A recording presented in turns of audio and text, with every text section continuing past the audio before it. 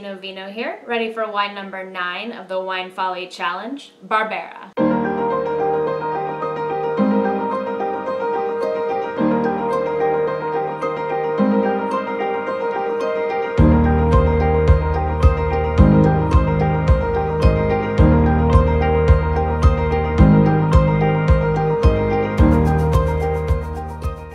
The Wine Folly Challenge is where I try all 86 grapes and 14 wines featured in the Wine Folly Magnum Edition. I tried them first alone and then paired with food to see if that changes my opinion of the wine. Barbera is a really ancient varietal. They've found references of it as early as the 13th century, although some grape scientists think that it might have actually originated earlier than that in the 7th century. It comes from Italy, the Piedmont region specifically. It's a really vigorous, adaptable vine that can grow in a lot of different types of soils and can withstand really high heat, which makes it really perfect for a lot of areas of California that might not produce the greatest wine. As you can see here today, I have my Italian Barbera and then my bonus bottle. And this is a very dear bonus bottle to my heart. It's from Graziano, which is a local winery about 20 minutes from where I live.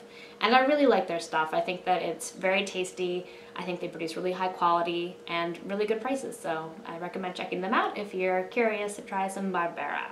Bottle number 1 is a 2016. It is 14% alcohol. And it's from Barolo, which is one of the most famous regions for producing Barbera. Wine number 2 is a 2013. It is 14.5% alcohol, and again is from the Mendocino region. So let's get started. The Barbera from Italy I would call as a deep ruby. California, also deep ruby, but maybe actually a little bit more reddish color on there as well. So let's see about that nose on wine number 1.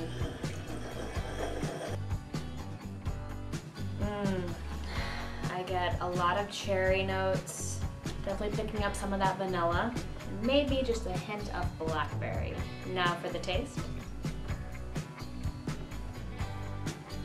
It's got really nice acidity, really juicy acidity. Getting, again, that kind of cherry, blackberry, not as much vanilla in it as I was expecting actually. Yeah, definitely mainly tart cherry. Really nice actually, that's a very tasty wine. So, for wine number 2. I'm getting a lot more black fruit on this, maybe some stewed plums, maybe more of the blackberry notes there. Little bit of that cherry, but I would say that this is more cherry jam than it would be kind of like a fresh cherry that you're just biting into. And maybe more black cherry than the sort of more red cherry I'm getting on the other Barbera. Smells good. Excited to try it. Admittedly, I've had this before. Alright, let's see how it tastes. A lot more vanilla coming through there, really well integrated tannins. Definitely getting a lot more kind of roundness to it, a lot more fruit forward as well, kind of more of a fruit punch. Not tasting like fruit punch, but the fruit is actually punching me in the mouth in a nice way. Same the Italian varietal actually has a lot of fruit in it. Not, again, used to having European old world style wines that have lots of fruit notes on them, and definitely the one from Graziano has more fruit on it, but still a lot of fruit notes. Definitely that sort of tart cherry.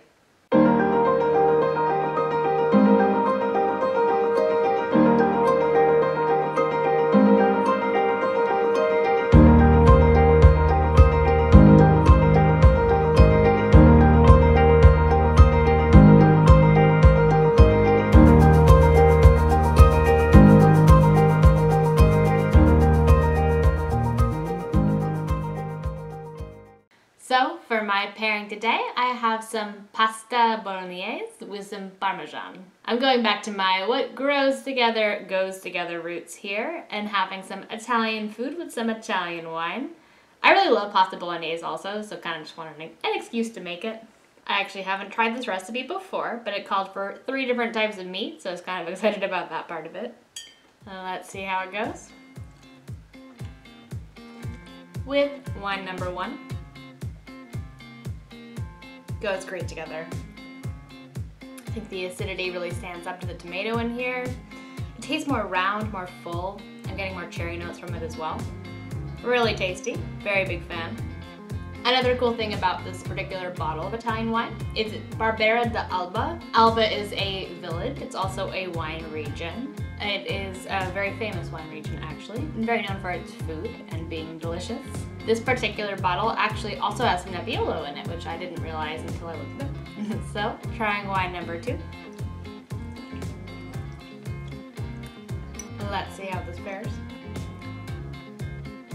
I almost feel like I should come up with some type of bell or some type of reoccurring theme when I say that I think the Italian Old World wine pairs better with the food versus a New World wine I prefer as a sipping wine. Because I think I have said that probably 4 or 5 times now, but my assessment this time as well. I think this pairs better with the food. I think it pairs really nicely. This wine I prefer as a sipping wine. I think this wine just has so much character to it, so much richness, so much just delicious flavors. I just kind of want to drink it on its own. It doesn't go poorly with this, don't get me wrong. I would definitely drink this with this if I was going to a dinner and they said they were doing pasta bolognese. I would happily pick up a bottle of this and bring it. But in terms of actually kind of marrying together, I think the Italian wine pairs just a little bit better with the actual food.